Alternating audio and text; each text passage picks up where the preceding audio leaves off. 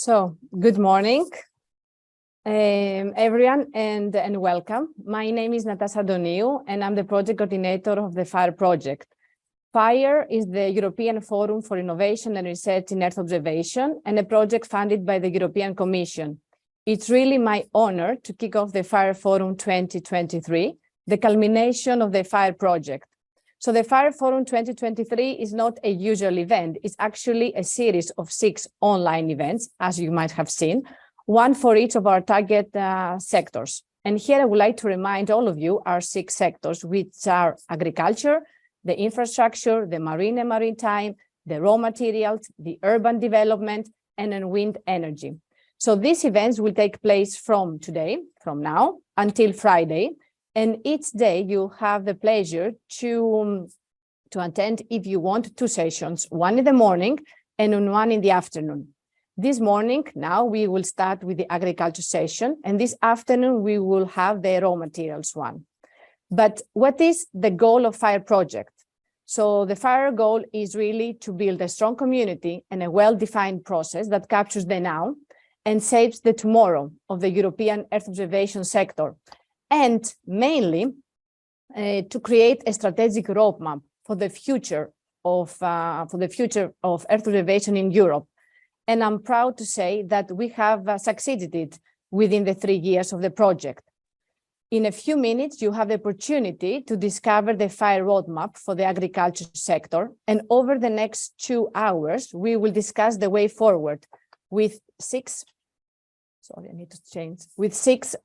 experts from the agriculture, but also from the Earth observation sectors. I would like to take this opportunity to thank all our speakers for joining us today and for agreeing to share the expertise with us and making this virtual workshop an informative experience for all of us. I would also like to encourage all of you to contribute actively to the discussion, because we are gathered here today, of course, to listen the roadmap, but also really to give us feedback. But in order to do that, I would like if you respect some housekeeping rules. So first of all, please rename yourself, use your full name and organization, because we want to know with whom we are talking. Stay mute during the whole event unless you take the floor from our moderator. And it's very nice to see faces and not talk to black box. So if you want, feel free to use your camera. We also want to have many questions, but in order to track them, please put them always on the chat, and then the moderator will check them, and then he will give you the floor to ask the question directly to the speaker you want. And as you have noticed, this workshop is being recorded. So without any further ado, grab your coffee, your team, and let us begin our agriculture session with a very nice video we have prepared for you, which shows what Earth observation can do for the agriculture challenges. Then immediately after, we will move to the long-awaited roadmap, which will be presented by my colleague Dáire Boyle from Evenflow, who will also be the moderator of the day. So thank you so much and enjoy the event.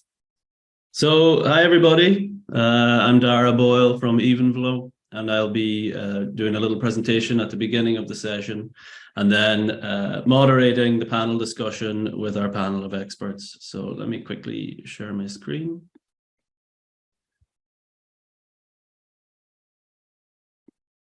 I presume you can all see my screen now. Yes. So as Natasha said, this is the presentation on agriculture. Obviously, we have 6 sectors in FIRE. Infrastructure will be, raw materials will be later on today. And then over Thursday and Friday will be the next 4 sectors. So a little bit of an introduction on the approach to developing these roadmaps in FIRE. One of the main outputs of the FIRE project are these sectorial roadmaps, where we want focus to be in the agricultural sector to encourage the further uptake of Earth observation. So how did we go about doing that in the project? Well, on the left, you'll see the methodology, the beginning of the methodology. So this is the classic desk research type stuff. So the FIRE team did all sorts of market, technology, research and development, trend analysis. looking at other projects, what they're doing, what are the policy priorities, and also understanding user needs. So that's within the domain of agriculture itself. And then looking at the kind of cross-cutting issues, the big issues, so the regulations, the capacity of the supply and demand side, awareness of the people within the industry of the benefits of Earth observation, and financial issues. So doing all of this initial research, or the primary research as we called it, we developed an output called sectorial cards, so a kind of where we stand now in relation to Earth observation in agriculture. The next step was to then, through the FIRE community, so through the project, we have built a community in FIRE and had various events and forums where we gathered further insights to inform our initial analysis even further. We had an EO evangelist program, as you saw Elias in the previous video. So taking inputs from all of these fora events to inform the previous analysis, and then a key part of the FIRE project was the FIRE focus groups. We had numerous FIRE focus groups throughout the project. We took farmers, EO service providers, all types of stakeholders from across the supply chain, got them all together due to COVID, not in one room, but in an online forum to understand their understanding of Earth observation, how they think it can help, where the priorities should be. And from these various focus groups, we could prioritize the key needs of the sector, what needs to be dealt with first, where the sector should be in a few years' time, and how we're going to get there. So all of this feeds into the rectangle in the center of the picture, which is the synthesis of all of our findings. We tried to develop the current state of play, the picture, and then define where we want to be in the future, which led to the development of our roadmaps and our actions on how to get there. So, I'm having trouble with my screen. Here we go. So the kind of the overall methodology for the development of the roadmap is today, where are we now? We needed to first understand that. Tomorrow or in the future, where do we want to be? And then we developed a series of actions on how we are going to get there. 1 second. So where are we now? I will say there have been several deliverables developed within the project, which are very detailed. Obviously, we cannot give you all of that detail in the short amount of time we have today. So we've synthesized it down to the kind of the high level overview of where we stand today. So in terms of policy, obviously within Europe, everyone knows the common agricultural policy is the overarching thing that dictates where agriculture will go, how we will conduct agriculture in Europe, and as an extension of that, how Earth observation can help. The European Green Deal is also obviously a very important initiative in Europe, and within the European Green Deal, we have the farm to fork strategy, which also helps define how agriculture will work within Europe and how Earth observation could help that. So kind of very high level overview in terms of the policy and where things currently stand. As was already mentioned, we currently have 8 billion people in the world. By 2050, that's going to be 10 billion. So that's a 25% increase in the number of mouths we need to feed. But in parallel to that, due to this increased food demand, we have the likes of soil degradation, food scarcity, and a huge environmental footprint associated with agricultural practices. So this is the kind of battle that we have to be able to negotiate, and Earth observation will obviously be able to help us do that. In terms of market maturity, particularly of the 6 segments within FIRE, it could be argued that agriculture is probably the most mature in terms of its adoption of Earth observation. You can see some of the numbers here. 337 million was the EO data and service sales sector for agriculture, which is expected to grow to 652 million by 2031. As I said, it's already relatively mature compared to the other sectors, but there's still quite a way to go. So there's all sorts of applications: crop yield forecasting, vegetation monitoring, soil condition monitoring, etc. These are already being quite widely used, but as I said, there is space to grow more. In terms of research and development, there's a lot of R&D in agriculture. There's a lot of changing factors in agriculture. Obviously, climate is dictating how we go about undertaking agricultural practices, which then dictates the focus of R&D. There's all sorts of new technologies coming online, new scientific insights. In particular, through the focus groups and through the research that we undertook, carbon farming is an emerging and exciting kind of trend within R&D in agriculture, which I'll talk about a little bit later on. So this is a kind of high-level overview of where we are in terms of agriculture today. And then the next step is where we want to be in the future. This is spread over 2 slides. So we've kind of picked 5 pillars of where we would like agriculture to be, Earth observation in agriculture to be in the future. So the first, probably the most obvious one, is widespread adoption of Earth observation to support the Common Agricultural Policy. It's already explicitly mentioned in the new CAP in 2023. It's already explicitly mentioned that the use of Earth observation would be is encouraged, but there's a lot of space to further encourage that uptake and a lot more applications we see where it could be used. In particular, the new CAP has these eco schemes, which present all sorts of new opportunities for the application of Earth observation. The second pillar we thought would be a good target is for Earth observation to monopolize on the new trends in agriculture that are coming through. So as I've already mentioned, carbon farming, Earth observation lends itself greatly to that. The likes of regenerative agriculture, the use of plant growth regulators and the precision use of those, and then several other kind of parallel emerging technological trends. So artificial intelligence, machine learning, blockchain technologies. These are all sorts of emerging tech trends that Earth observation could monopolize on, could piggyback on to further diffuse itself into the sector. The third pillar we're looking at of where we want to be is to strengthen our supply chains and our food security. So the use of Earth observation in supply chain monitoring is also a relatively new concept. Earth observation can be used to make food supply chains more transparent, traceability easier, and it can bolster food supply. So we think the application of EO in this, particularly when we see the likes of the war in Ukraine and the food security issues and the overarching idea that there's going to be 25% more people in the world, strengthening food supply chains with Earth observation, we see would be a great application. Next page. So the final 2 pillars would be the upscaling of EO inside the EU and beyond the EU. So this one focuses on innovators in the sector. One thing we notice is there's a lot of great tech research, there's a lot of great R&D, there's a lot of great ideas out there, but being able to support startups and innovators in making their solution commercially sustainable and expandable even beyond the borders of the EU is something that needs to be supported in the sector.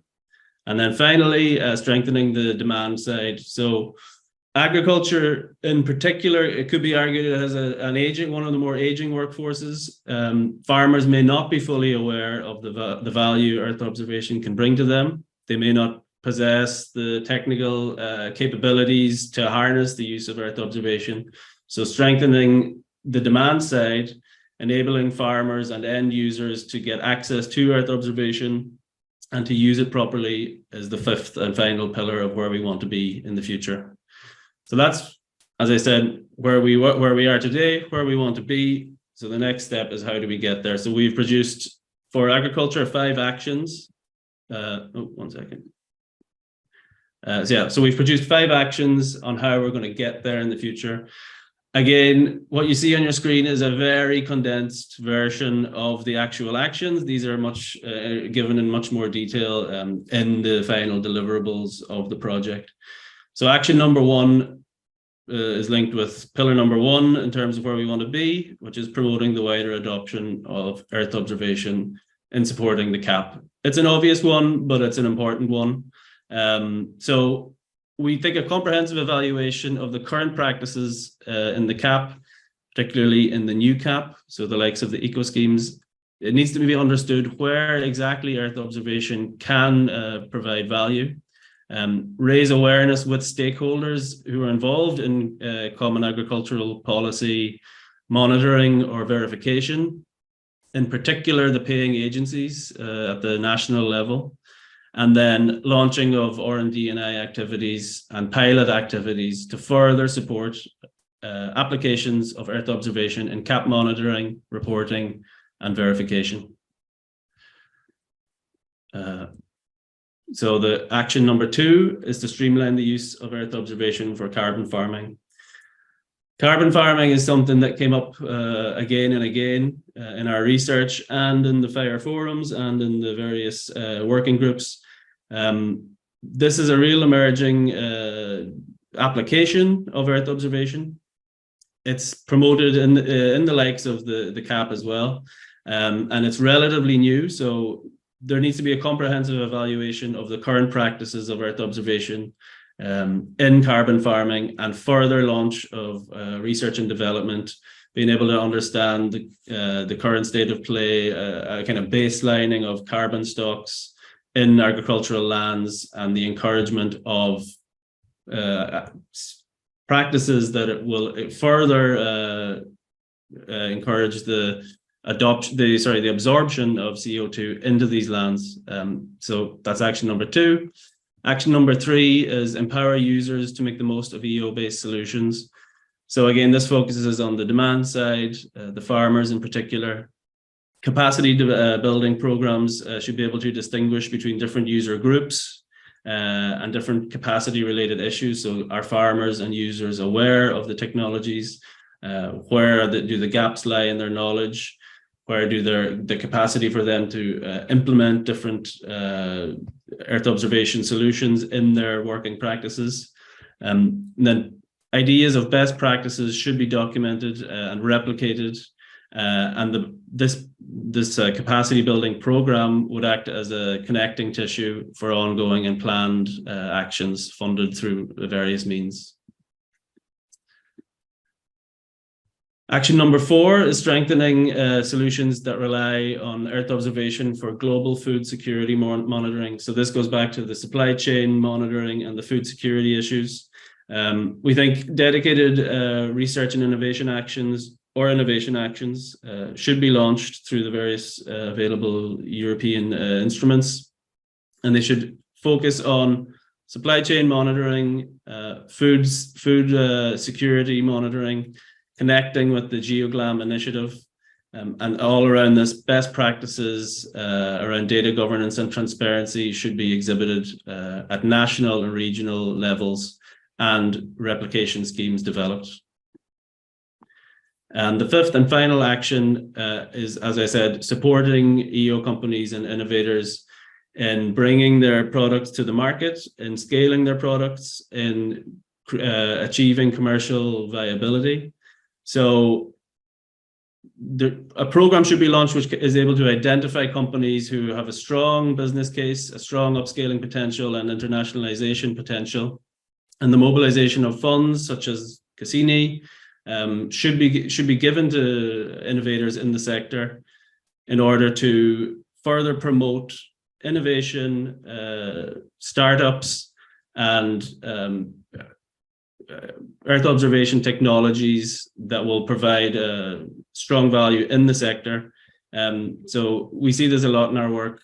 Innovators need to get further practice in developing business plans, in developing sustainability plans, in understanding the finances behind their technologies. So these are the 5 actions that we think will help reach where we want to be in the future. Again, one thing I'll say is what you see here is a very condensed version. The full details of all the actions will be available in the final roadmap deliverable. And that is basically the presentation. So I can stop sharing my screen. And the next section of the day is actually the chat with all of our panelists. So I will actually introduce the panel. I will actually ask the panelists to introduce themselves if they could. So they could unmute their mics. And first up on my screen is Franz. Franz? Yes, hello, Dáire. Thanks for this very nice presentation. I'm Franz Immler. I work in the Commission, in the European Commission, in the Department for Research and Innovation, DG/RTD, where I am leading a small team dealing with environmental observations. So right up to this topic, yeah, that's probably all I need to say for the moment. Thanks, Franz. Next up, Doris. Yes, good morning. Thank you for the invitation and thank you for organizing the event and the exchange of the subject. So I'm Doris Marquardt, working for DG AGRI in the European Commission, the Unit for Research and Innovation, and most particular on the field of data technologies, digital technologies, and space for agriculture, but also for rural areas and policy implementation and policy. And we are also, among others, working with Franz and colleagues at DG/RTD on the Horizon Europe Candidate Partnership, Agriculture of Data, and to only name one example. And by background, I'm policy scientist, but also environmental planner, have worked also with Copernicus and so on. Thank you. Thanks, Doris. Next up on my screen is Patrick. Good morning, all, and thanks for the invitation. Really, also the introduction very clear. So my name is Patrick Pagani, working for COPA COGECA, representing 22 million farmers and 22,000 agri cooperatives. So personally, I work in the office of the Secretary General on policy coordination, and more specifically on agriculture machinery, technology, and data. And it's really a pleasure to be here with you. I'm looking forward to the debate. Thanks. Thanks, Patrick. Fabio is up next. Thank you, Dáire. Good morning, everybody. My name is Fabio Volpe. I am from e-GEOS. e-GEOS is a company based in Italy that provides end-to-end solution for based on Earth observation. And I am the head of the agriculture unit, and so we deal with a lot of service and application for agriculture, not only for the farmer, but also for insurance, traders, finance, and so on. Thank you very much, Fabio. And then finally, Zoltan, who I have been asked or told he prefers to be called Zolti, and we'd like to thank Zolti for actually stepping in at the last minute for us. So Zolti, please could you introduce yourself? Thanks, Dáire, no problem. Very good morning to everyone. So this is Zoltan Szantoi. I'm a land application scientist at the European Space Agency based in Frascati, next to Rome, basically in Italy. I deal mainly with the agricultural related topics. One big one is, of course, the EU's Common Agricultural Policy, but also we put quite a bit of an emphasis on Africa and at the global level as well. I'll talk a little bit later on these topics in more details. But within the agriculture, so of course, we are not only looking at agriculture by itself, we are trying to support the monitoring of any of the issues coming up based on Earth observation data and using remote sensing technologies. Thank you. Great. Thank you all. So that is our panel. We're going to do a little panel discussion now for a little while. And the discussion is actually in 3 waves or 3 themes. So first theme, it's going to be loosely based on the roadmaps you saw and the actions that you saw. So a kind of validation of those. And then second wave, the implementation of those, how we would go about doing that. And finally, continuation. So how can the value that the FIRE project has created, how can that continue into the future? So without further ado, actually, Zoltan, you're first up. The question I have for you is, what actions are ESA currently taking to support agriculture or Earth observation in agriculture? And if you cast your mind back to Action 4, it specifically discusses the need for the increased adoption of Earth observation in food security monitoring. How is ESA going to go around achieving this? Thanks, Dáire. You are hitting the nail definitely there. So we are looking into these issues, and by reading the roadmap, of course, you use the word how, but also you continue saying not only how the roadmap emphasize something, but how you can deal with a faster instrument, perhaps connected to GeoGLAM, which is of course an initiative within GEO on global agricultural monitoring. Now, at the European Space Agency, we in fact work very closely with the GeoGLAM, supporting its efforts not only on the timely delivering global food security related products, but also sharing Earth observation and, very importantly, in situ data, which we collect through not one, two, but many of our ESA-funded projects. Now, here I would like to mention one of our flagship agricultural-related projects, which we call World Cereal, where we not only support or provide data, but we actually built an open source and open access cloud-based system to deliver many global level products at a 10-meter, basically a Sentinel-1 and Sentinel-2 spatial resolution level. Just to mention a few, the system can deliver cropland area globally. I'm talking here, which of course could be focused on countries as well, irrigated areas, and we can also discriminate some of the most important staple crops, such as cereals, barley and wheat, and maize currently. And we are hoping to work or continue working on this project where we can actually include other crops as well. The system is actually already proved its capabilities as we utilized it to deliver very timely information to GeoGLAM, but not only to GeoGLAM, but to ESA member states, as well as DG EARSC of the European Commission on Ukraine. So the system can be or capable to provide data basically in a week or two times at a global level, even on active cropland or again, something which is already visible on the ground. As per further increasing capabilities and accuracy, we are actually also looking into additional data sources. So we currently using, of course, a lot of radar and multispectral optical data, but continuously trying to improve our products through our R&D, our R&D work, where we are pulling in thermal and hyperspectral data, which, as many of you know, that ESA is soon to be launching, well, actually in a few years' time, hyperspectral and thermal satellites. I stop here to let the other colleagues talk as well. Thank you. Thanks, Zoltan. Next up, we have Doris. And Doris, the question I have for you is, you obviously work with DG AGRI. So from the perspective of DG AGRI, do you think the roadmap and the actions address the intentions of the new CAP?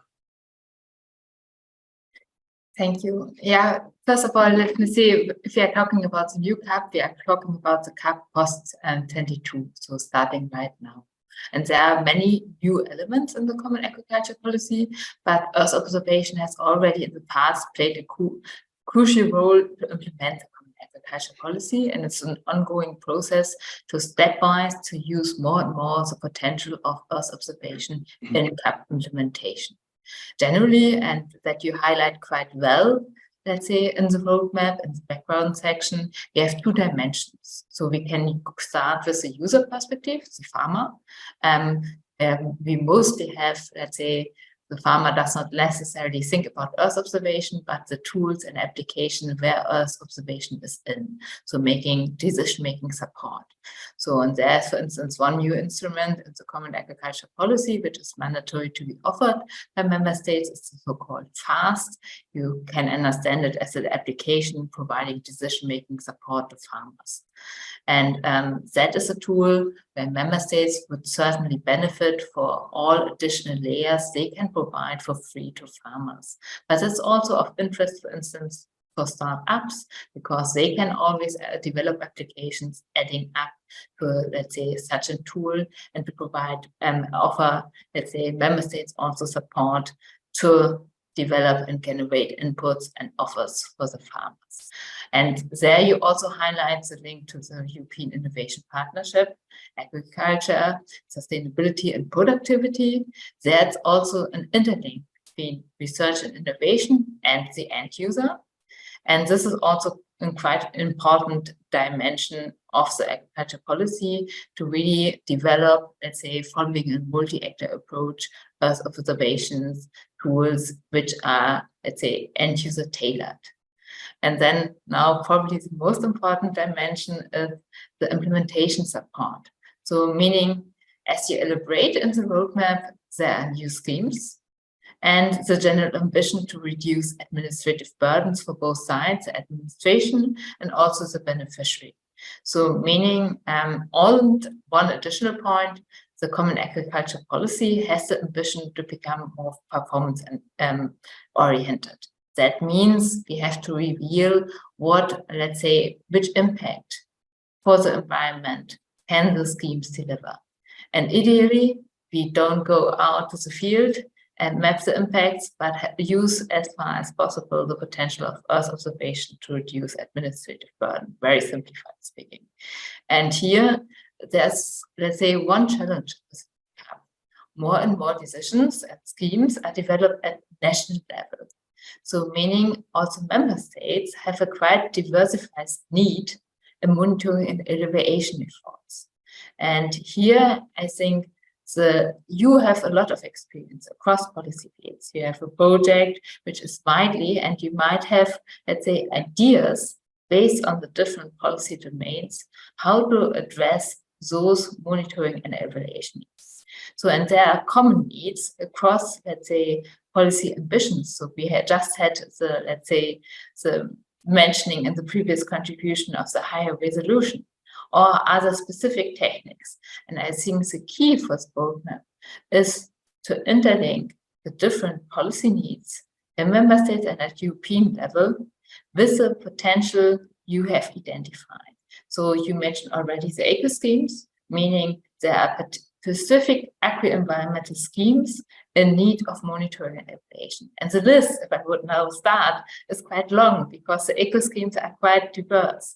So meaning it's not the time here now to list all of them. Precision farming is already a range of applications which you could track.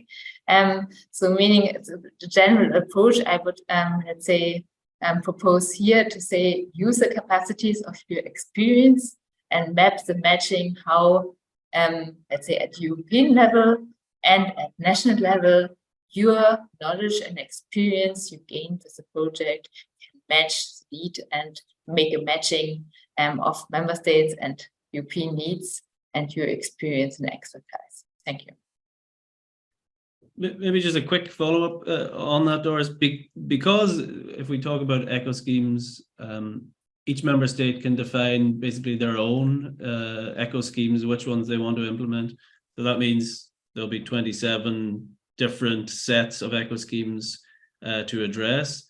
Is this going to be a challenge, a difficult challenge, or should the roadmaps focus on maybe the most common eco scheme across Europe and try to focus on that as an early win, or create essentially 27 different plans to address the eco schemes of each individual member state? I think you can have a twofold line because, as for instance mentioned with the FAST, that is a common requirement for all countries. So meaning if you can say we can have a European-wide layer or data input to the FAST, or we could use a database solution which with a European-wide approach, this is helpful, or an ingredient input to the monitoring of several eco-schemes or an input to the FAST application. So there are also still, despite there are not only the eco-schemes, we still have the common requirements. And I think be it the GAG, the good agriculture environmental conditions, for instance, and so on and so forth, there are still common schemes. And I think in the CAP implementation, in general, also for the, let's say, the common monitoring and evaluation framework, which are common for all countries, if there are solutions which reduce administrative burden because, for instance, recording and reporting is replaced through Earth observation, that is more than welcome. So I think there you can really have a two-line approach to say, okay, where do we can add value at European level? And I think if you make a mapping of eco-schemes, you will find that data ingredients, database solutions, which might not be eco-scheme specific at first, can make an impact to the overall evaluation and monitoring of, let's say, many eco-schemes if they are diversified in a second step to the country-specific needs. So I think there you can really start and make a mapping, and that may also require an exchange with countries. But I think you can build up on your experience and highlight the potential of the solutions developed for the evaluation of such schemes, which then can be slightly adapted step by step, depending also on your capacities and the lifetime of the project to be considered as well. Great, thank you, Doris. So, Fabio, we have a question for you.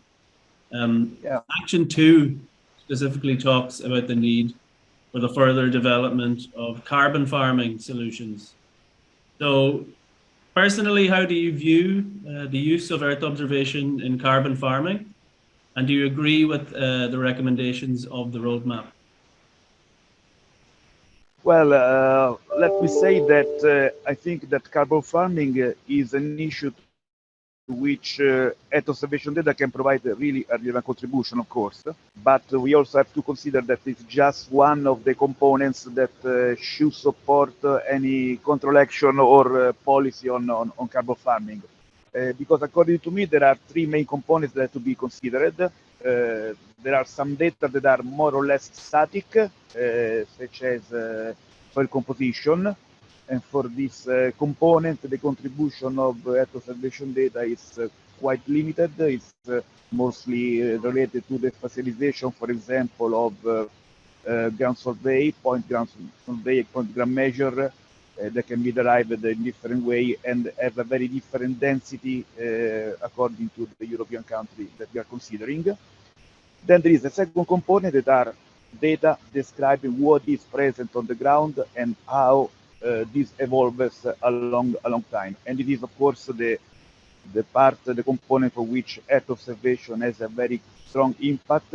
Today, also with Sentinel, Sentinel data, we can monitor what is happening on the ground. And for carbon farming, it's necessary not only to map land cover or land cover change, but this must be done in several cases in a more continuous way, more dynamic way, because there are some, for example, practices, as you know, by farmers that can preserve the maintenance of the CO2 in the terrain. So, for example, minimum tillage before seeding, or I don't know, the maintenance of green coverage and so on. And so this requires a continuous monitor of the ground. Also important to be considered is that with that observation we can look back to what has happened in the past, because for proper estimation of the CO2 we also have to understand how the terrain, how the ground has evolved in the last 5-10 years, say. And with that observation we have enough data for doing this kind of control. Of course, what I think is that probably a more granularity will be requested in the next future, especially when we want to perform this kind of computation at farm level. Maybe we will need some additional data at higher detail. Of course, data from Copernicus, like the Copernicus resolution layers, are a good starting point, but you have to consider that they have no an high frequency of release, so probably additional action have to be performed. And finally, the last component is the model. That is how to turn all this information stored in the data into an estimation of the flux of CO2. And this is the most, let me say, delicate component, because according to several experience, there are still a lot of difference between what can be estimated with models and what can be directly measured in the field. There are several experience reporting for very different measures between estimated and real values. So there is a lot of space for research, and it's important to support this research. Also for Earth observation, as you've seen before in your presentation there about the CAP, there is a space for evolution also in the computation that can be done with Earth observation for deriving new parameters for monitoring what is happening on the terrain.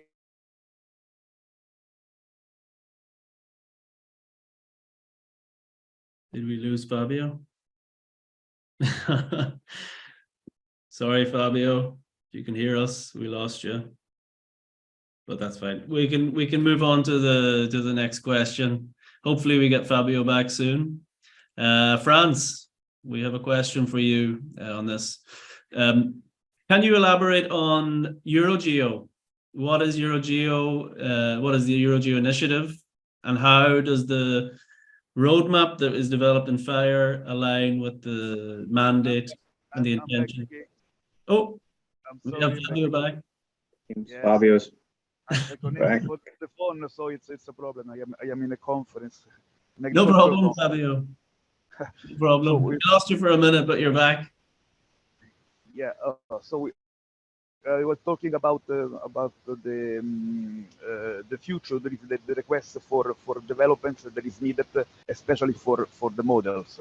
And I think that for developing models, but I think that this carbon removal policy initiative is a very strong driver for the development solution, both for the academic world, but also for the companies, because from one side the academic world will be requested to develop model and more accurate model.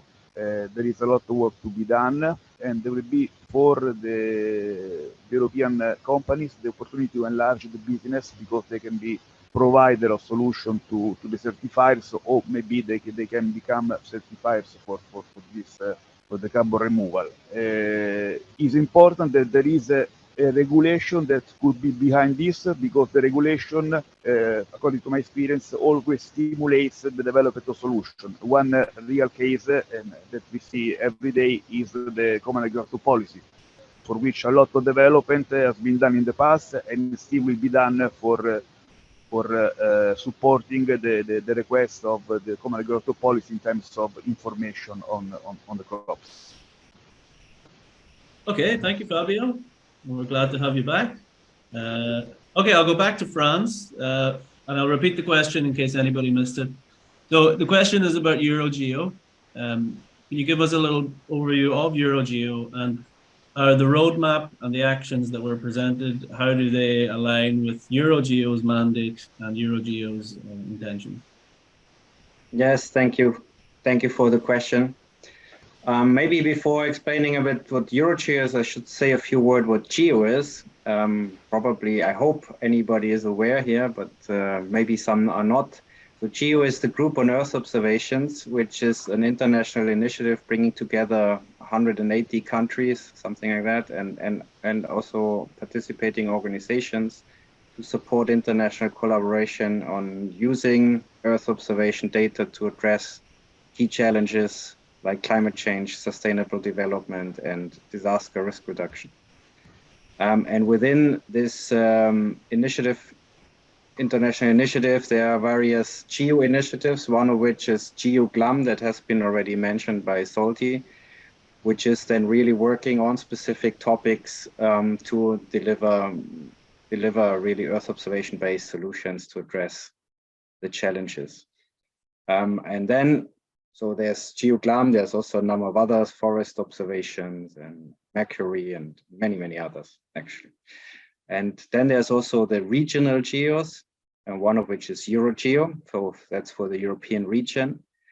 And EuroGeo brings together the European community who is using Earth observation or is running Earth observation systems to some extent, and is using this data to, again, deliver solutions where those are needed. And the ambition of EuroGeo is indeed to have a user-centric approach, to involve users from the beginning, to understand what the needs are and how we can use the available data, the available Earth observation systems, which are actually a lot in Europe and very advanced, to deliver user-tailored solutions. So we support GEO and EuroGeo in various ways. Actually, GEO we support directly by paying some Horizon money into the trust fund and supporting the operation of the GEO Secretariat in Geneva. We also support through the Research and Innovation Program some of the other GEO initiatives. And of course also EuroGeo. In that context, we had one major project which is now coming to an end. It's called eShape. And the eShape project, it was not like a normal typical R&D project where some solutions are being developed and then being somehow disseminated and exploited. But it was really kind of a framework on how we can better not only develop solutions, but also bring them to the market. So they developed, for example, a co-design methodology, which is now used by all the pilots, which is really a kind of a well-defined and a toolbox for R&D people to engage with the users that helps them really identifying what their needs is and how can they really do their research work addressing those needs. So a co-design toolbox, so to say, to really enable the user-centric approach. And further down the chain, so it supports, of course, also the R&D work, but also the development of business plans and the commercialization of the final products.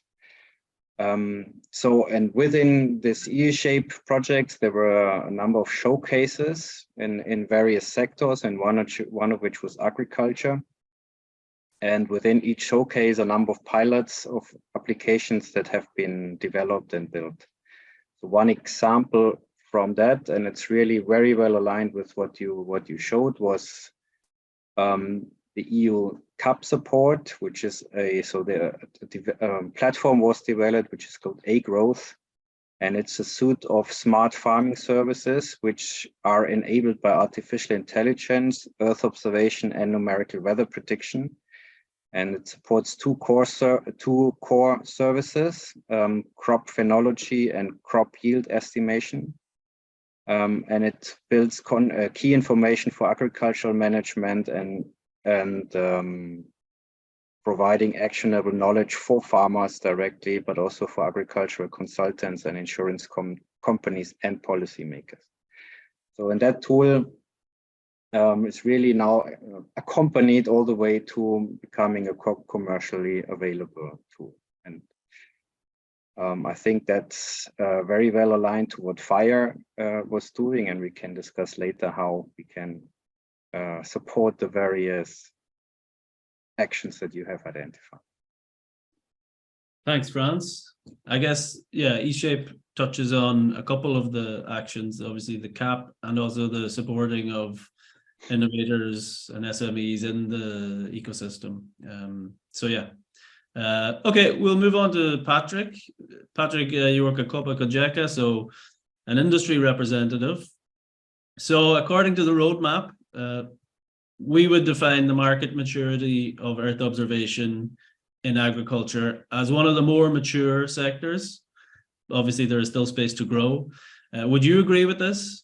And from the point of view of people in the sector, let's say farmers, where do they see the value of Earth observation and how aware of it are they? Thanks a lot, and also thanks for the previous speakers. It would be interesting, or first a few words on the context of EU agriculture, because I think it's important also to put the context on which are the challenges and also which are the solutions. So on challenges, it's clear that EU agriculture is facing challenges, but also if we think to climate change, so farmers are the first to be impacted by climate change. And for example, this summer, it was an unfortunately very clear example. We see new pests, new diseases, we see new challenges. So the need to produce more with less, this is clear. And the issue evident of food security, which today is under a dramatic situation we have in Ukraine, even brought more the attention of food security. EU agriculture has done a lot. So if we think about the emissions, a reduction of 20% since 1990, all in all represent 10% of the EU emissions. And so to do more, clearly Earth observation and all what we can call digital agriculture is key. So it's clear there is an opportunity to maximize the use of resources, for example, reduction of water consumption, this is clearly, but also, and previous speaker mentioned the issue of the food chain. So also there, blockchain technology can have a role, early warning systems, but also, and this is the main topic, to do farming need to do the best decisions at the right moment. So Earth observation can come up into this concept. So clearly also the work of ESA of predictability. So on picture soil health, predicting crop yields, monitoring crop damage is key. So to reply to your question, there is much more that needs to be done, not on and really to build a market also for that can create value for farmers. So this is, it's clear. So Earth observation has a role, but needs to be put into place into the overall context of connectivity, of broadband, of really to give the possibility to farmers to use Earth observation and the data to make the right decisions. So this is summary. And then I agree, also legislation has an important element, and maybe we can discuss later, but for example, there are discussions on data, so the Data Act, so who is the owner of the data, and here there are also a certain number of topics that enter into the discussion which need clarity from the farmers' side. So this is a first comment. Thanks. Thanks, Patrick. So I think from what I understand, you're saying capacity at the farmer's end, connectivity, access to 4G, 5G, whatever, is an issue you would see in the field, essentially. It's the overall context. So even if you have data and Earth observation, then at the end, as a previous speaker said, farmers are not always thinking to the Earth observation, but they need the technology to use it, and and also we can discuss, but is issue of digital skills, ownership of data, and all the rest. So this, I think, it's a broader picture to put into place, where Earth observation is one of the elements to allow a more digital and innovative agriculture. So, thanks, Patrick. Yeah, I think that touches on action 3, which is empowering the user end and the demand side. Okay, we'll move on to the second part of the discussion, which is the implementation. I'll just take this opportunity to say to the audience, there will be a chance for questions at the end, and you can write the questions in the chat, or at the end you can raise your hand. Hopefully that function works in this context, and then I can pick some questions out. So please write questions in the chat as you think of them. So second part of the discussion is on the implementation, and we're going to go back to Doris first of all. So again, you work in DG AGRI, so could you give us an understanding of how instruments of EU institutions, for example, work programs, currently go around integrating the likes of EO?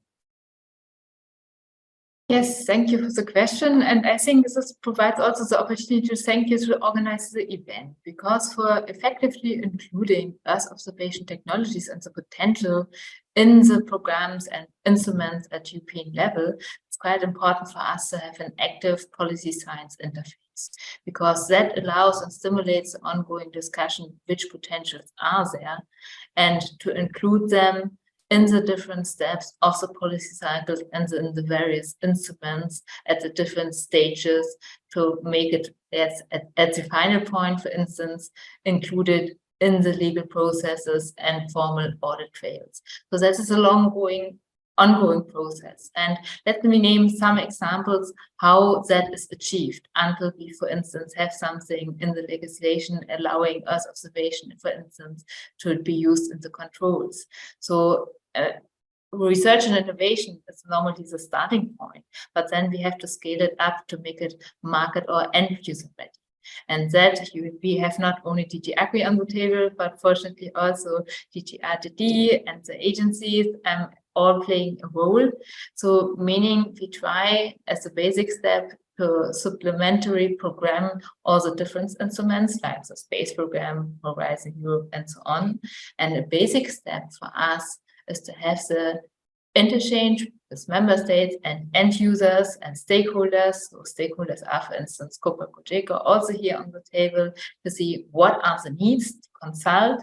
And that starts, for instance, with the Horizon Europe programming. And what are the needs which we can address and should explore in research and innovation. And then in the second step, now here we have research and innovation projects to look at the results as Franz just presented. We recognize results, what can be upscaled, what is worthwhile to invest in and to bring it forward. So meaning then we also have the exchange again with the, for instance, member states, if it regards policy implementation, or the stakeholders to see, okay, where do we have to go? And that is in a nutshell the process. But the key ingredient here is the exchange, and also there we can only encourage you and also other innovators, be it research and innovation or already startups, to present results if they are deemed as policy relevant and policy supportive. Because we have to match the needs of the different user groups in the agriculture domain, and then also the research and innovation finding. And let me name one key challenge for us, which we are aware of, which we have not totally overcome yet, that is the timing. Because normally the cycle of programming, let's say from the work program, we are working already, starting now with the preparation of the strategic planning for the work program 25-26 in research and innovation. But until we have then, until the work program 25-26, the first results are 2-3 years ahead, meaning we are in 27-28. So, and to match and to be speedy enough to bring policy support or end user support through research and innovation, adjusted to the, let's say, cycle of the Common Agricultural Policy for the future CAP, we already have then to think about the Common Agricultural Policy post, let's say, this period. That is a challenge. So meaning we need a quite speedy and active and proactive policy science interface to really capitalize the work of research and innovation and innovators to bring it into the policy cycle. Because if something should be also in the legislation that Earth observation tools are used, they have to be validated and we have to make sure that innovation works. Otherwise, it's quite risky to have it, for instance, audit control. So in this, in a nutshell, what is key, and I would like to use the opportunity to encourage your project and other projects to really stimulate and work on an active policy science interface and policy stakeholder interface so that we get the feedback and the needs expression and the opportunities and can make the matchmaking and pick it up in the policy programming. And maybe my colleagues here on the table from the other EU institutions may add if I missed an important point, but that was a rough overview what is important from our perspective to achieve it and to really capitalize research and innovation projects. Thank you. Thanks, Doris. And you're absolutely right. I'm going to move to another colleague from the European, well, DG RTD, Franz. So Franz, yeah, how can the recommendations of this roadmap be implemented through policies and work programs or through other actions from your point of view? Yes, thanks for the question. I do believe this is already ongoing to some extent. We're in the making the partnership agriculture of data that Doris already mentioned, which is really a massive effort to build a community and to build a partnership in Europe that brings together substantial amounts also of R&D funding to develop tools and solutions based on Earth observation, but also based on other data to support two sides. One is the policy monitoring, and the other is really the farmers on the ground. So to continue the work, what I already mentioned, that also happened already in the e-Shape project, to define, really user defined serving the user tools that people can use on the ground, farmers can use on the ground to optimize the work, reduce use of fertilizers, for example, based on AO data or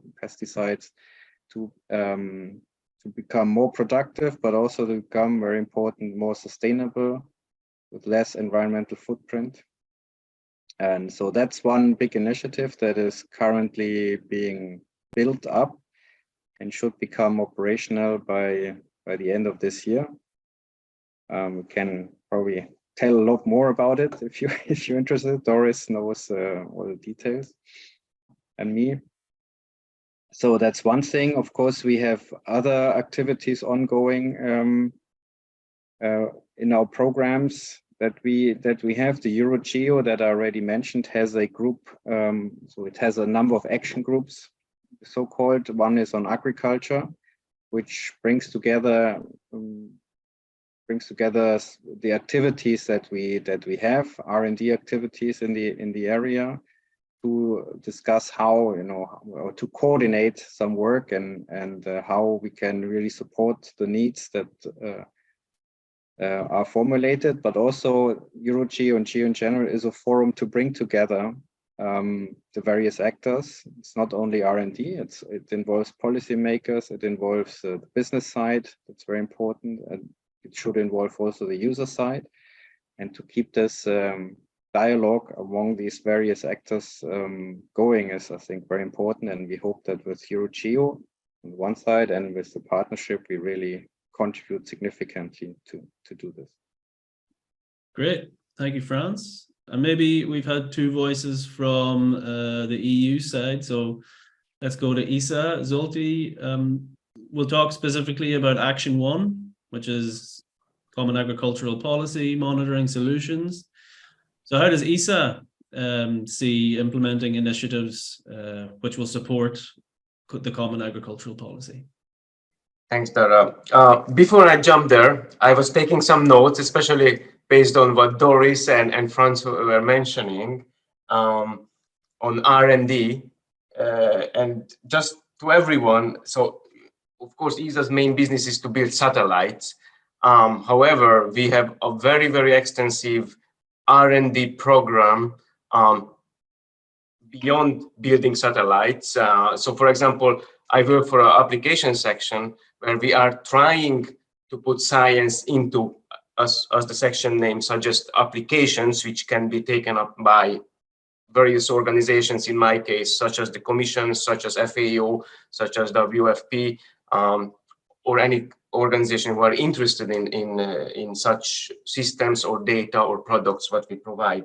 And within that, we of course have ITTs continuously, invitation to tenders, where people can apply for those. But closing there, and to go to the question directly on action one, where you were actually asking about basically common agricultural policy monitoring solutions, how we see that. Again, referring back to Doris, so when we talk about the CAP, as we are in 2023, we are talking about the new CAP, right? So at ESA, we of course want to keep an eye on the latest requirements per se, or latest technologies, and how we with those we can support the CAP monitoring efforts. You also mentioned the roadmap, and of course I read the roadmap, and I very clearly note, and some of my colleagues already mentioned the eco schemes, which is of course a major new component in there, in the new CAP, with at least 25% of the budget for direct payments.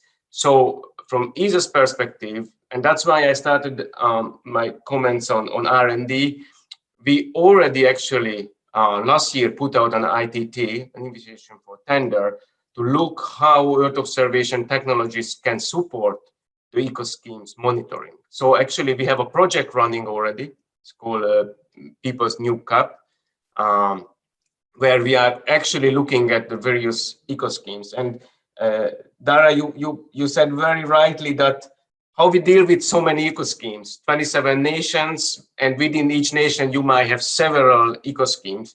So our idea at ESA was to not to come up by ESA, that which eco schemes we want to look at, but rather ask some of the paying agencies which are the eco schemes which they want to focus.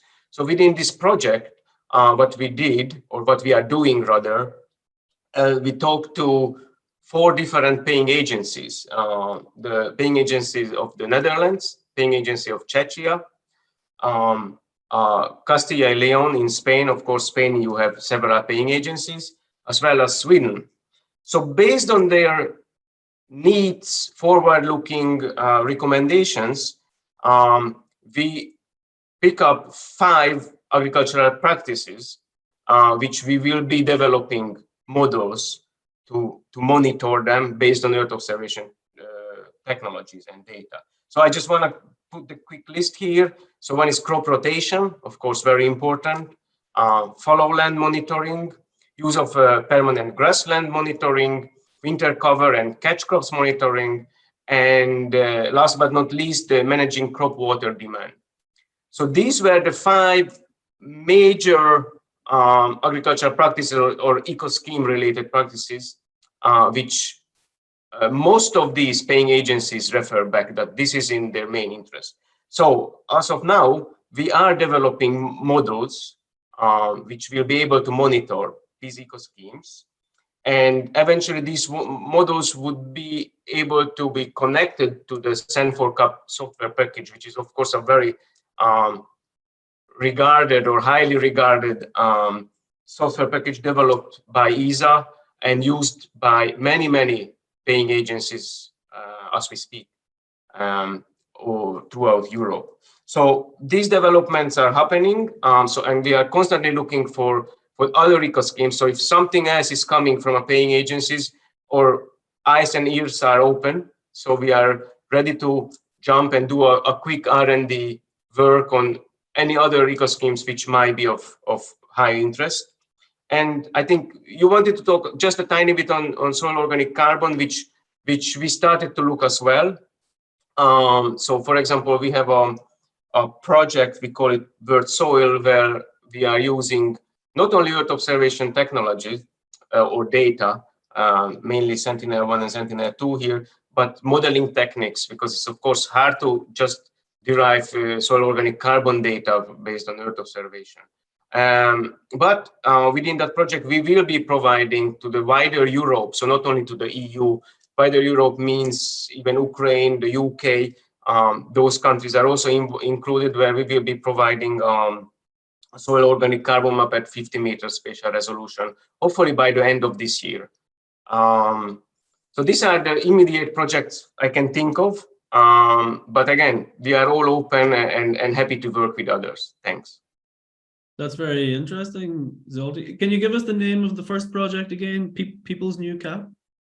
So people is it's an overall project framework where we have several projects, but within the people we have something called the new COP and the eco schemes.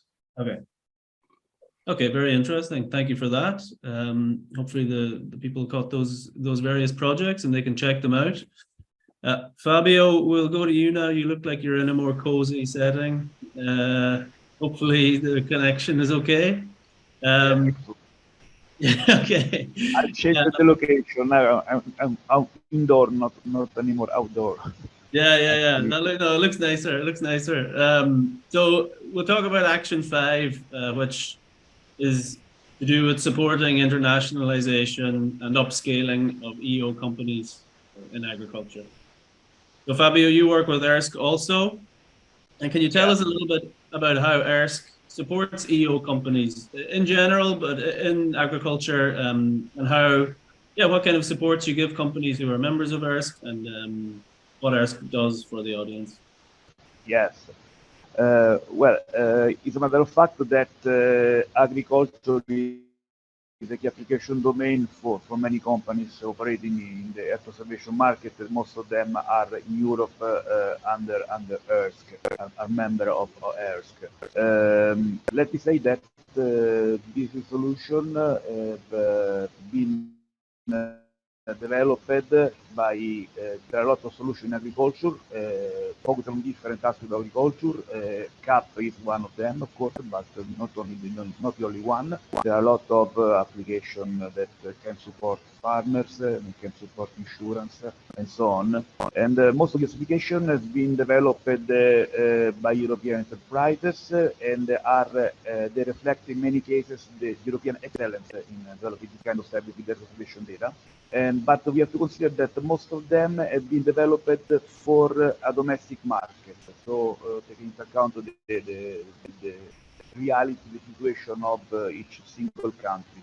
Even if from a technical point of view, this service can be easily enlarged to a larger footprint, geographic footprint outside Europe, inside Europe, also outside Europe.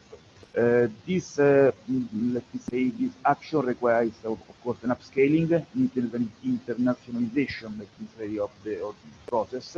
And we have to consider in this that when we consider European companies operating with Earth observation, most of them, around 70%, are quite small because they have up to 10%. So when we are talking about upscaling and exporting solution abroad, therefore that is requested, most of the time it cannot be easily put in place. And so for this support, EARSC is one of the actions that we take. Is one of our mission is also to support this kind of scaling. EARSC provide international upscaling through the interaction with institutional and commercial stakeholders. And some evidence of this, for example, are the interaction of EARSC with the international organization that adopt the spatial information for agriculture we seen before. GEO is one of them, but also ENGGIM, the relation with ENGGIM. Both these organizations are today strongly focused on the sustainable goals, on the environment and agriculture in particular. And regarding sustainable goals, also have to say that EARSC now is starting a new project. It's called RPG ICE. There is a project for promoting European capacity in developing solution in support to the combination, the computation of the indicators that support that are required for monitoring the sustainable development goals advancement year to year towards 2030.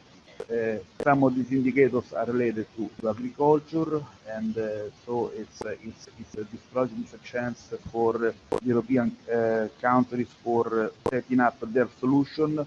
I am also a member of the ENGGIM working group operating in Europe and at the national level. And one key requirements for countries outside Europe is to have algorithm and solution for the computation of these indicators. And agriculture and environment are a key domain for this computation. There is also another project that I would like to mention as an example of how EARSC is supporting small and medium enterprise in their internationalization, and is the Connect EO project. It's a project that will end this month. It's a project that has allowed to promote the solution of European medium enterprises in agriculture and foster the market versus two very far countries, that is Australia and Chile. And has been really successful also because it has been carried out during the COVID-19 period. So since the need was to interact with these foreign countries, far countries, the COVID-19 has not, of course, been a good situation. But at the end, the project succeeded because a pool of industries, European industries, have been in contact through continuous meeting with the stakeholder, local stakeholders in Australia and Chile. Over 100 meetings have been organized, and so there has been really a good opportunity for this company for internationalization and providing and promote their solution abroad. And there is also follow-up for some of them. There is one key point, one winning model of Connect.io has probably been the fact that in the country that we targeted, that is Australia and Chile, have been involved the local organization that had experience in industry engagement and in the promotion of innovation and facilitate technological transfer and commercial use with the local environment. And so in this framework, EARSC has signed a memorandum of understanding with the organization in Australia and Chile, but also in India, also in Africa, also in Japan, and now is developing business opportunities for members with them. So again, support for internationalization. Other relationships have been recently activated also with DG INPA, the Commission Director General for International Partnership. So basically, I think that EARSC has and will continue to have a relevant role in supporting the upscaling and internationalization of this Earth observation-based solution done by our European companies. Thank you very much, Fabio, for that comprehensive answer. Patrick, question for you. Again, COPA COGECA industry representatives, what do you think EO companies need to do or need to know in order to increase the use of EO amongst agricultural stakeholders? So in the agricultural sector, amongst farmers, what can EO companies do, or what should they know? Yes, thanks. First, a comment. The panel today, it's very interesting because you managed to put together public authorities, private companies, and users. So also already this is a starting point for a good working. It's actually to follow with the work in this respect. So follow the talking, follow spreading the message on the importance of Earth observation and innovation in agriculture. We have seen examples of public, so how to check and to control for example, the support for farmers, and so in relation to the activity of paying agency. This is one element. An element where Earth observation companies should or could focus is really the market element. So how these technology can be really delivered at the end to the farmers and used, because one side, public authorities have a certain type of use, farmers can even more have a different use. And as I said before, really the issue of do the best choice, the choices at the right moments, and actually the best choices. So really decision in supporting in decisions. And again, the message really that I wanted to convey, the issue that it's not really technology, but it's not the technology, the driver, but then is the strategy. So the old the overall context that go towards the possibility to use innovation. And again, I just wanted to reiterate the issue of digital skills, the issue of the possibility of use artificial intelligence, and again, the issue of data. So how at the end this data can be used, because really it's an impressive opportunity for farmers, which need to take a step forward to be really used by all and mainstream. So this is a bit the message. Thanks. Thanks, Patrick. And just to comment on your compliment of the panel today, I'd like to thank Natasha for putting all of that together. She brought everybody here, so thanks, Natasha.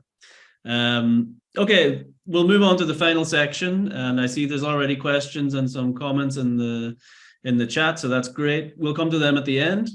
So the final part of the discussion is about the continuation of the value that FAIRE has delivered. And the first question is to Doris. I think you've already just touched on this a little bit, but given that FAIRE has incorporated stakeholder voices, we've had multiple workshops with farmers and different stakeholders along the agricultural value chain to try to understand the user needs and the voices of the users. Does the agricultural policy making from DG AGRI, how do you include user voices in this? And how do you use those to evaluate EO as a means to support the enforcement of the CAP? Yes, many thanks for the question. I think that already, as you mentioned, relates to the previous contribution. So an active policy science interface is quite important. So you may think, okay, a policy cycle starts with an impact assessment and a public consultation, but it's much more, because all the content which is in an impact assessment is mostly based on scientific results and developed on that. And it's a long process. And sometimes you see it, for instance, in the past period of the Common Agriculture Policies, there's even development of the use and enhanced use of Earth observation within one funding period. So meaning there are not only, which is of importance for the Commission and in this case for DG AGRI and other DGs, the formal impact assessment and the formal governance and legislation and the formal evaluation. For making it practical and handy, we need the, let's say, interchange from the different sides at the different stages. And here, for instance, such exchanges are very helpful. But in parallel, there are many, let's say, different forms of governance, let's say, fora allow us to exchange. So with the stakeholders on one side, and also, for instance, with the paying agency. So there are formal governance structures like the experts groups, the expert group on evaluation. There's formal things are discussed with experience of, let's say, the implementation and the formal requirements. But then also such expert groups are fed with interim results of research and innovation, for instance. So we even try to feed important findings of research and innovation to stimulate the discussion into expert groups and to more or less formal governance mechanisms with the member states, for instance. And there we have different means, so the expert groups, but also workshops, or let's say workshops where we try to bring together member states and researchers and scientists and to discuss it. So for instance, some of you may know the MAS conference. There's a network of paying agencies. If there's a request from the paying agencies from the Commission side to come or to link the projects. So insofar, I can only repeat my call. The events like this one, or also with other authorities going much beyond the Commission, are quite important to really and effectively develop a policy implementation system. We can not only take stock one time at the beginning and at the end of one funding period. It has to be ongoing, because you see it now, it's an innovation ecosystem, and in the field of Earth observation, data and digital technologies to exploit the potential in a quickly evolving sector in the field of innovation. To really exploit it, it has to be quite interactive and to, let's say, already steer within one funding period before finally we start, let's say, the discussion on or in parallel to the discussions on the next funding period, to already use and potentially ideally foresee the potential use of Earth observation technologies in, let's say, for instance, controls, monitoring and evaluation. So insofar, it's quite important to have active interchanges at the different governance levels. And for sure, it's then also a role of the Commission to link the different sides and to take up research and innovation findings and to bring them into the policy process. Thank you. Thanks, Doris. Maybe just a little follow-up. So how useful are the outputs of something like FIRE for your job, or even for Franz's job? Do you find these helpful to understand, okay, this project has synthesized down the findings of the various studies they've done to kind of highlight the issues in the sector, highlight some of the user voices? Yeah. Is it useful in your day-to-day job to understand the outputs of such a project? I think yes, and then I would propose probably a follow-up question. So a follow-up exchange for this, because normally then we get the questions, let's say, also from non-Earth observation experts, and they would raise then the back questions. Can we address that and that challenge which we face and encounter in the administration with your tools? So meaning we have to have two, let's say, levels of communication. One, let's say, is a scientific base where we really technically explain what can be delivered. And then we need to have a second communication line to make it feasible, to say, okay, with this technology, very easily speaking, we can achieve that and that at a level of that and that certainty. And that can lead to a reduction of administrative burden by. So that is how we have to communicate it, but that is not only, let's say, I would not only see it as a task of the research and innovation community, that I think is two sides have to contribute to develop such communication lines. We was raising the key questions to make it really feasible and highlight the added value and to see whether it's possible. And there it's us who has to raise the key questions to make and potentially upscale and reuse innovation findings. So it's great to have the first step and to highlight the potentials, and then we have to come with some critical points, for instance, to test whether an innovation is ready enough, mature enough to be established and embedded into legislation or to be used as a formal indicator and so on. So I think that is an effort that has to be jointly undertaken by both sides. And the Commission has to try it, the member states have to try it.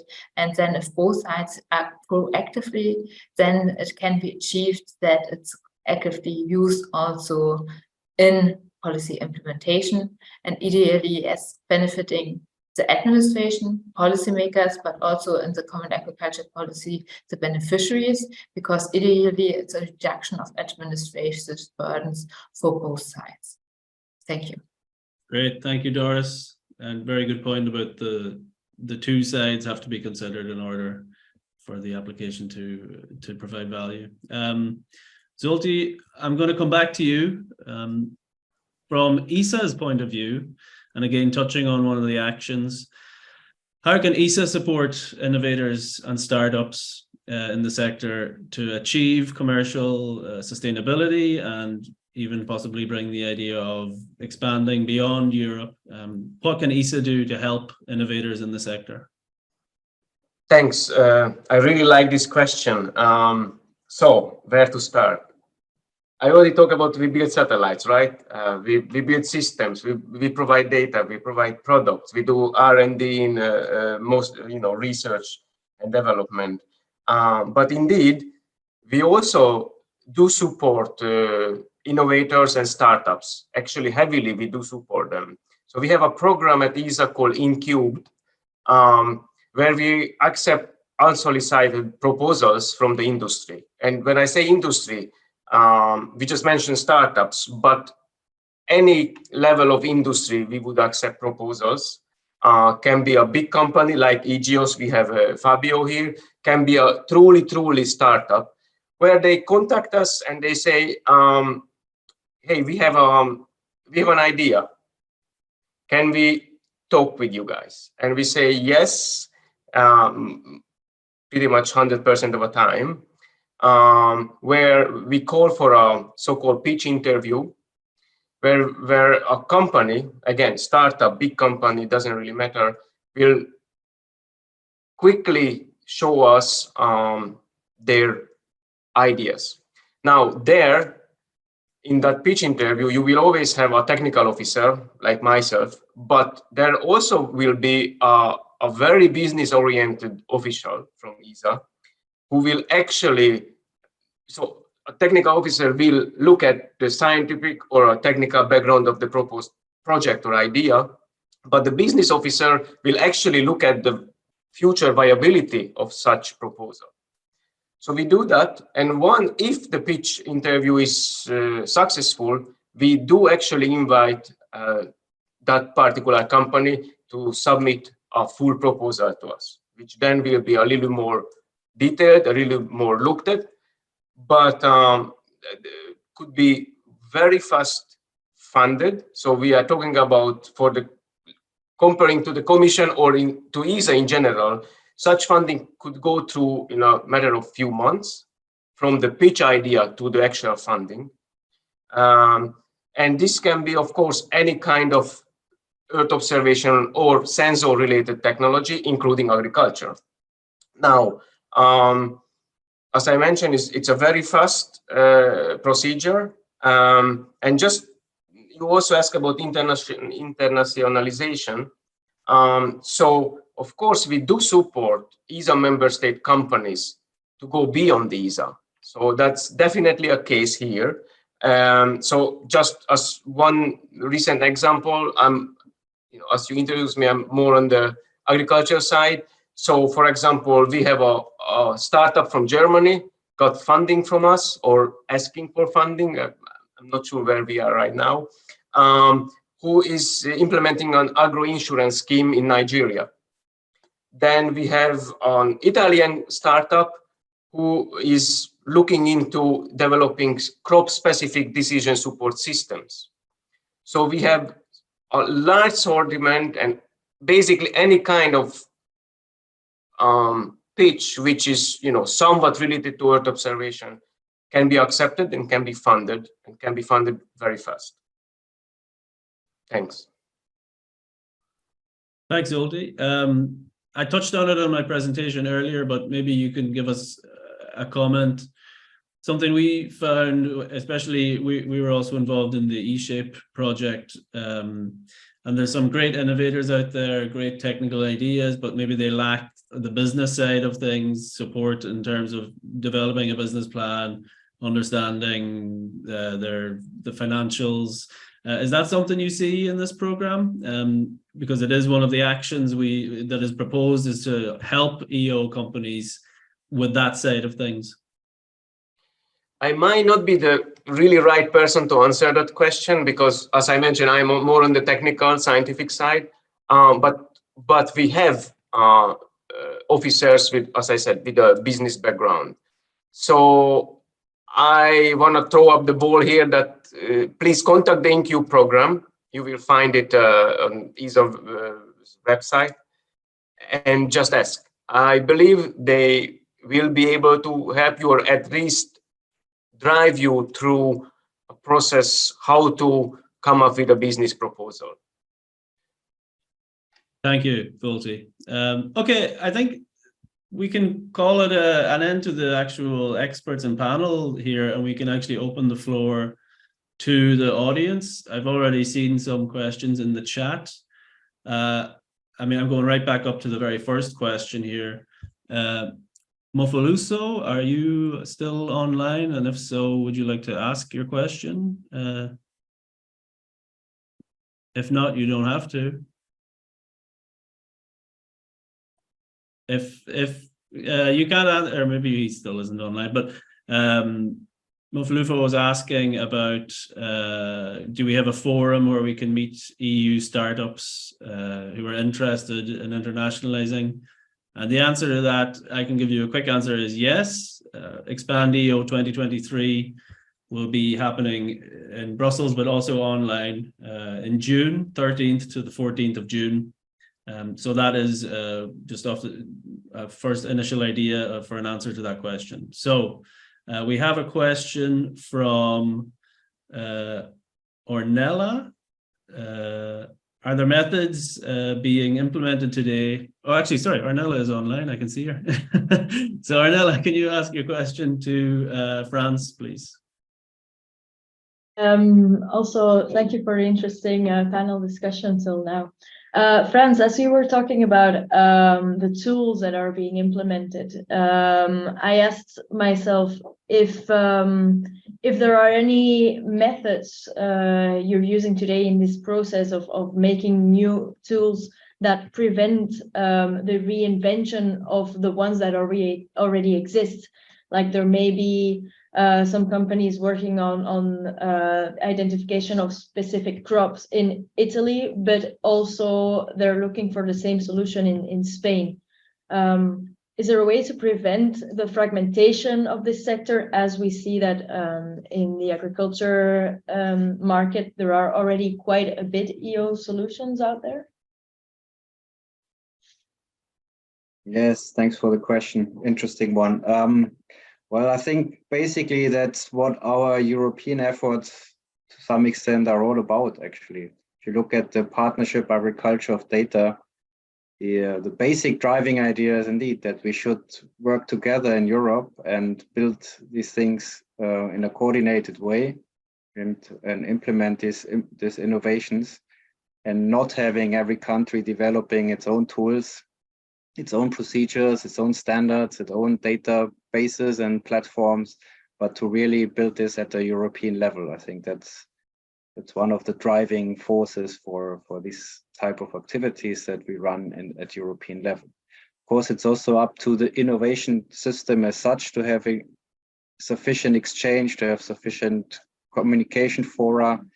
And indeed, these fora are important to bring people together, but also to keep people up to date on what's already out there on the market. So this classical market fora and what Dáire just mentioned, the event that is coming up, are also important activities to support this exchange. Of course, if we fund a project, it's always one of the criteria and evaluations that they should be, going beyond of what's already available on the market. Of course, there we depend on the knowledge of the evaluators, that they would know everything.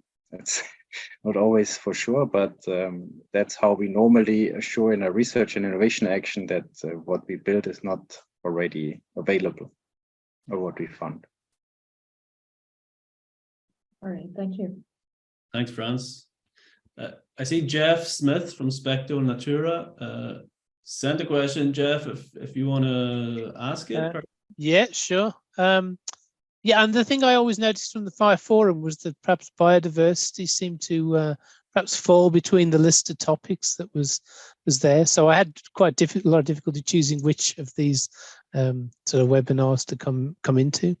But from various projects that I've been involved in, we see kind of agriculture as both a threat to biodiversity, but also a big opportunity for, if we can improve agricultural practices, that we can, may improve the biodiversity status of the environment. And it's been touched on in the talk this morning by, carbon farming, and there's a quick mention to regenerative farming. And I just wonder if anyone in the panel has some examples that they might want to share, or links to projects where they feel that kind of activity, the monitoring of biodiversity or the monitoring of farm practices for biodiversity, is already available or could be in the pipeline. Thanks. Thanks, Jeff. Anyone on the panel want to answer that question? Well, I can say something. Oh, Doris has her hand up. Yes, Doris. It's more for you. Yeah, I think there's for sure as a different level of biodiversity. If you also take into consideration landscape biodiversity, then for sure efforts are ongoing. And that starts for sure with parcel size and distribution of crops and so on, and how far the landscape is diverse, but also, for instance, landscape features is an indicator where there's high interest to use Earth observation data to produce this indicator instead of mapping the landscape features. So, and for instance, within the context of the Horizon project NIVA, but also the agencies here, the European Environment Agency, are working, for instance, on testing Earth observation-based approaches to map landscape features. Also, I think the Joint Research Center is involved and contributing to those exercises.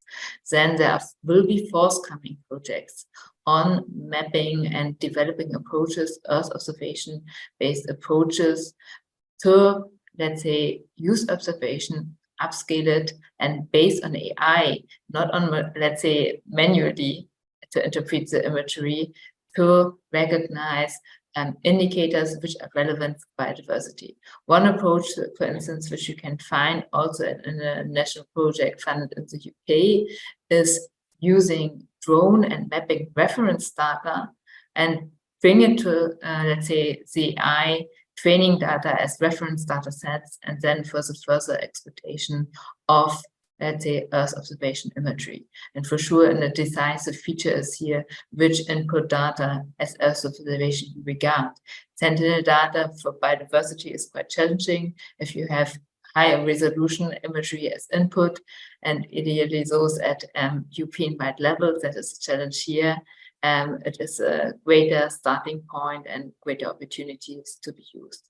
And then also time series and the expectation in which time frame and development of over time, at which stepping stones you want to monitor it. Let's say annually, biannually, or even more frequently. So insofar, it's a challenging point, but there are approaches ongoing. Okay. Thanks, Doris. Franz, do you want to comment on that, or? Yeah, maybe if I can add. Of course, I cannot tell why in the FIRE project biodiversity was not specifically targeted as one group. That maybe Natasha can say something, but I can reassure you that we have a lot of activities on biodiversity, at least in the Horizon program, for example. In my unit, we have a biodiversity team. There's a very big partnership on biodiversity called Biodiversa Plus. There's many activities in Cluster 6, full destination, and so on. So there's a lot of activity and understanding, trying to understand what drives the biodiversity decrease. And of course, Earth observation plays a big role there as well. There's also within GEO, there's the GeoBond activity, which uses Earth observation data. Actually, in my context, Earth observation is not only satellite remote sensing, but also ground-based Earth observations to understand what's happening. So there's plenty of things. Of course, the link with agriculture, I think it's evident. It's well known that agriculture is one main driver of biodiversity decline. And so I think this is looked at in various ways. Yeah, exactly, Franz. I can say that when we started with the project, we had to identify, 6 sectors, because of course we cannot cover everything. And indeed, the discussions were triggered by the users, and we have been partnering with COPA COGECA on this. And as you said, of course, we put agriculture, but the biodiversity was embedded in the discussion. So it was not self-standing, but it has been, of course, tackled. Thanks, everybody. Are there any more questions from the audience? If not, I might put Elias on the spot for a second. Elias Peklavenidas. Oh, sorry, we have a question. Pietro, please. Yeah, so actually, sorry, I was about to time my questions, but since you called it in, I should introduce myself. So I'm one of the representatives of the Planetech Italia company, based in South Italy, Bari. And I'm more in charge of the agriculture perspective, so use of Earth observation through applications and support decision making for farmers. So I have 2 questions or slash curiosities. So the first one, starting from the last one, Zoltan talked about potential, proposal that can be funded for new innovation using EO for agriculture. So I was actually wondering if there is any priority in terms of how to allocate the money. So how ESA allocates the money, like versus agriculture versus other sectors. In other words, how much money are reserved for agriculture in these terms for proposals?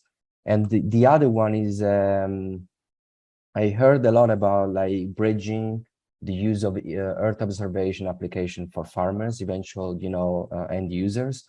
So we are living a reality in many countries in Europe where small farmers, old farmers, don't really know how to. They don't have the skill tech, right, to use EO applications. So how challenging this can be, and how can company help in this perspective? To all the asking to the panelists, of course. Thank you so much. Thanks, Pietro. Anyone from the panel want to take that one? One question was directed to me anyway, but I have actually a comment on the second one as well. But starting with the first one in terms of allocation or prioritization on funds, from ESA's perspective, I can say there is not really such a thing. The program I mentioned, InCube, it's always in close collaboration of the country representatives. So you are talking from Italy, Pietro, right? You're talking from Italy, Pietro. So it depending on the setup, how the ESA, the national representative of a country, talks to ESA, we set up a project, and eventually the national representative will have to agree on a certain project. So we are going into quite details here, but point is, if we think the project is viable and is good to go, and in your case, the Italian member representative will also think it's good to go, then you have the green flag. So this would be rather judged by your country representative if that's a project what a country would support, because eventually, of course, ESA budget is coming from the member states, right? So in your case, you will get your funding from the Italian budget, basically. So this is number one. A quick comment on how to reach farmers. So I already mentioned that actually I do work currently with an Italian startup on a decision support system. So it's true that still many farmers do not know or do not like to use computers for their this kind of routines using Earth observation and data analysis. But what we see is reaching out through a cell phone, a smartphone application. It's many times stronger, and the farmers are happier to engage on a cell phone application rather than providing something to computer interface. Thank you. Thanks, Zolti. Patrick, I see you had your hand up, and Franz, so we'll come to Patrick first. Thanks to Pietro for the question. Yes, indeed, is exactly what I was trying to underline. In fact, I think one figure is striking coming from the long-term world view on rural areas from the Commission. So only 48% of rural residents have at least basic digital skills. So compared to 62% of urban population, this clearly provides the evident situation. So this is one element, the reality. So there is a need to work with all the broader context, clearly. There's a need also, I think, to see how our Earth observation and so on, the use of data can provide a higher remuneration for farmers. So how can display the good practices and give value to the best practices, and also reach at the end consumer. So this is if we see a higher remuneration and the possibility to have a higher income in this respect in a context of decreasing of productivity and where more is requested to farmers, then this is a key element for the uptake also of the new technologies.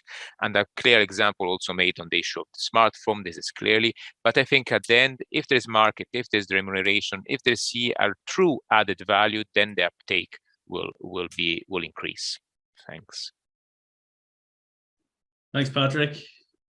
Franz? Yeah, maybe just a comment on this question. I think every farmer today is using Earth observation data on a daily basis because most farmers plan their operations according to the weather forecast, for example. The weather forecast is Earth observation data fed into a numerical weather prediction model and prepared in a way that people can really use it. And that's the key aspect. So I think this weather prediction can be a role model that you need to prepare and provide this information in a way that people out there can easily access and use it.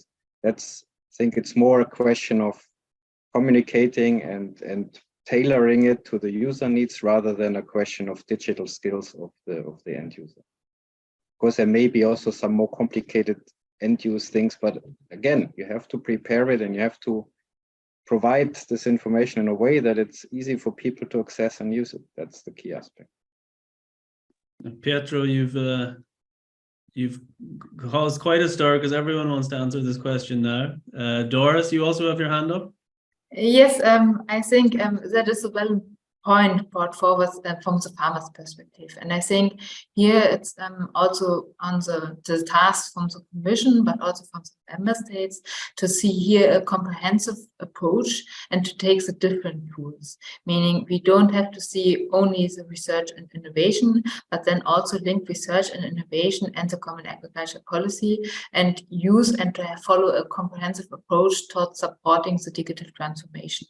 And that is right. For instance, member states have been encouraged in the CAP strategic plans and the digitalization strategies to really consider the different dimensions and vehicles to boost the digital transformation. And this starts depending on the countries with digital skills, with innovation. In some countries might it also investment support be in bottleneck and the provision of database solutions. And I think this comprehensive approach, at least from DG AGRI side, we are aware of the need, so that there is a need for capacity building, but also if you look along the different instruments at European level, so if you see the common agriculture policy with the European Innovation Partnership, linking end users and innovators, this bottom-up approach, then Horizon Europe, we have a lot of multi-actor approaches, and it's nice that, for instance, COPA and COGECA is participating in the projects to make it end-user relevant to research and innovation findings. And then you go, for instance, to the Digital Europe program, where we also have to support to advance digital skills, allowing, for instance, also capacity building at the level of advisors, which also need capacities in digital skills and know-how. So it's really a comprehensive approach, which we promote at European level and which is ideally also followed and promoted at national level, because strategic plans, for instance, where we have a lot of resources, are designed by the countries and the member states. And then so far, it's right, but also in the partnership mentioned by Franz already, the Horizon Europe Candidate Partnership Agriculture of Data, the demonstration of the, let's say, the added value of the use of Earth observation data and subsequently of data technologies and digital technologies in agriculture, and the need for a demonstration effect is well reflected not in the partnership itself in the proposal, but also in launch projects under Horizon Europe. So I think we have taken note of that, and particularly also of the need to demonstrate hard figures as regards the potential benefits for farmers in form of demonstration, meaning showing it, but also in the calculation of the, let's say, on the one side, which might be well particularly relevant emission reduction potential policy side, but also quantitative figures as regards cost reduction, or which is quite prominent at the moment, fertilizer reduction, energy reduction, and so on and so forth. So I think we are trying, and there are ambitions to get the need addressed following a comprehensive approach. Thanks, Doris. I'm very aware of the time. There's only 2 minutes left on the scheduled time. I just want to acknowledge Diedrich Heinz from Cropex. Sorry, Diedrich, I missed your question earlier. You were discussing about, it was a comment, but perhaps it might be, why not make some EO applications mandatory, seeing as taxpayers' money paid for a lot of this stuff? Why not make it mandatory to use them? Very good comment. Maybe Diedrich, for one, very quickly, you also had a second question or a second comment, if you're still online. I'm online, yes. All right, yeah. Yeah, the second comment was about, yeah, I mean, I know from projects where EO companies promised solutions, and then at the end of the day, it turned out that it is not working in that way, or it's expensive or whatever, so projects failed. And of course, this can create frustration as well. So it makes it over the time more and more difficult to approach such companies again, who have perhaps a need for such solutions, but now, yeah, their management says, but you spend already some millions here and there. So, you know, and yeah, I think it would be helpful as well for the EO companies, I mean, that are us, to be, yeah, I mean, not to oversell our own products and to clearly state what we can and what we don't. Because if you go there and you say we can do anything and then it is not working, yeah, it's not a good idea. Thanks for your comments, Diedrich. Unfortunately, we have run out of time. We have 1 minute to go, so I'm going to hand back to Natasha to close out the event. And thanks to all the speakers and all the people who asked questions and listened in. I'll hand over to Natasha. Yes, thank you so much, Dáire. So that concludes our agriculture workshop today. I hope you found it informative and valuable. At least I learned a lot. So thank you so much to all of you. From the discussion, for me, it's really clear that Earth observation provides a very powerful tool for agriculture to monitor, predict, and respond to the needs of the crops and the landscapes. So in this way, Earth observation is a vital component of the modern and sustainable agriculture. So thank you so much for joining us this morning and being active. Really, your questions, comments, and insights have made this workshop a success. I would also like to thank specifically Doris, Franz, Patrick, Zoltan, and Fabio for your contributions. But also I would like to thank you, Dáire, for moderating the session and keep us all awake and be always on time. Soon you will receive an email from me with the PDF version of the roadmap, the one that Dáire presented this morning. And next week, stay tuned, because at the end of the Fire Forum, you will receive the recordings and the interactive Fire roadmaps we have prepared for you. Don't forget that if you want to attend any other session of the Fire Forum, such as the road materials, which is taking place this afternoon, you need to register separately, because we use separately Zoom links for each one of the sessions. So thank you so much for joining us this first session of the Fire Forum 2023, and have a nice day.